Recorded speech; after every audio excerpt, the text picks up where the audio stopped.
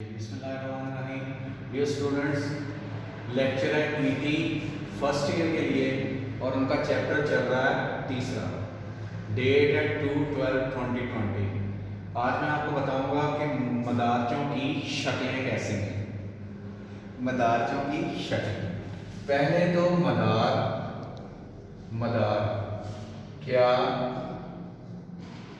होते हैं, यानी वो रास्ता जिस पर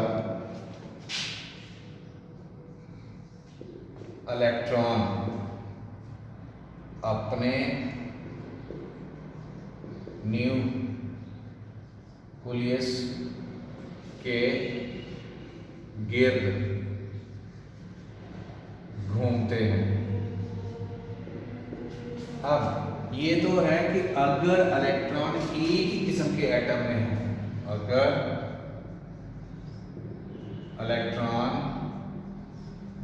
एक ही किस्म के एटम में मौजूद हों, लेकिन अगर दो एटम अगर दो या दो से ज्यादा एटम मिलकर मॉलिक्यूल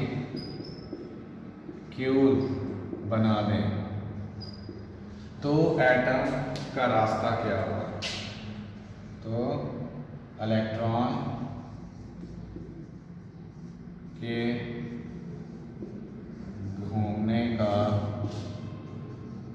रास्ता क्या होगा? अब हम इसके लिए हमारे पास जो मेजर है के, एल, एम और एम। अब के शेल का एक ही सब शेल होता है एस, और इसमें मैंने आपको बताया कि अगर तो सिंगल एटम है उसके गिर्द तो वो चले हम क्या कहते हैं बेजली शक्ल के मदार में घूमते हैं या गोल मदार में घूमते हैं। अगर हाइड्रोजन के दो एटम आपस एक दूसरे के पास आ जाए,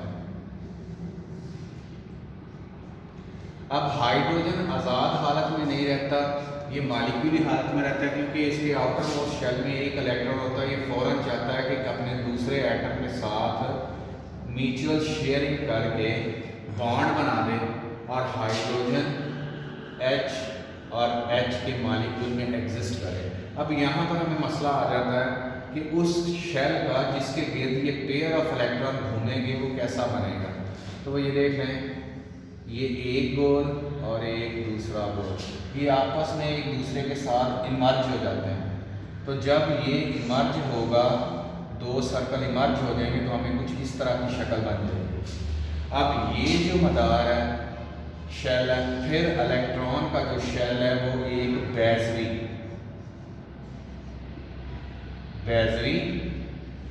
शक्ल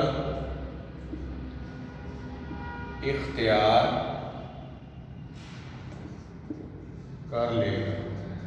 तो फिर इस शेल का जो मदारचा है सब शेल, अब ये के जो था ये के है और ये के है, ये दोनों शेल हैं और ये जो है इन दोनों के सब शेल हैं, यानी दोनों के मदारचे आपस में एक दूसरे के साथ डिफ्यूज होके बेजली शक्ल बना दें। अब आ जाता है, अगर हम यहाँ पर एल को डिस्कस करें, अब एल में दो जो है सब शेल होते हैं एस और पी। अब आगे पी को भी जब हम डिफाइन करेंगे 3D शेप में, अब पी शेल जो है इसकी आगे 3D शेप होती है। मैंने जब कल आपको इलेक्ट्रॉनिक कॉन्फ़िगरेशन करवाई थी तो ये पी का वो कंपोनेंट जो x के अलावा है वो px है, और इसका वो कंपोनेंट जो y के अलावा है py है, और जो z के अलावा है वो pz है। अब इसकी शक्लें जो है में आती हैं।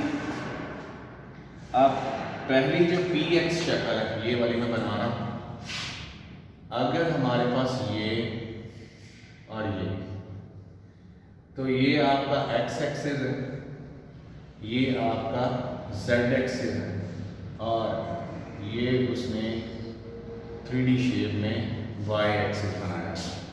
अब इसका जो पी एक्स मदार है ये वाला, अब मैं इसको ड्रॉ करता हूँ। क्या होगा, अगर दो एटम है, इधर भी एक हाइड्रोजन है और इधर भी एक हाइड्रोजन है, बल्कि अब हाइड्रोजन ही कहते हैं, हम इसको हीलियम कह देते हैं, क्योंकि हाइड्रोजन में तो सिर्फ दो है। हीलियम में इसका एटॉमिक नंबर 4 और एटॉमिक मास 4, एटॉमिक नंबर 2 होता है। अब इसके मदार को हम आगे स्प्लिट करते हैं, तो इसके मदार में जो इलेक्ट्रॉन का रास्ता होगा, पहले वो यूं घूमेगा, फिर वो यूं, तो ये 8 का शेप बना लेगा, यानी हीलियम He और हीलियम H। ठीक हो गया जी। तो ये हो गया भाईजान आपका। अब जल्दी से मैं दूसरा बना देता हूँ। ये देखें, सेम फिर वही है, ये Z है, ये बेटा X है, और ये हमारा Y है। अब हमने पी वाई बनाना है। पी वाई बच्चों ये हो जाएगा Y के अलावा ये। ठीक हो गया। इसी तरह अगर मैं फिर यूं बनाऊँ, X Z और Y, तो Z एक्सिस जो है ये है। अगर इन तीनों को हम इकट्ठा कर दें, यहाँ पर मैं इकट्ठा कर देता हूँ, उसने वैसे किया नहीं है, मैं आपको समझाने के लिए बता देता हूँ। तो ये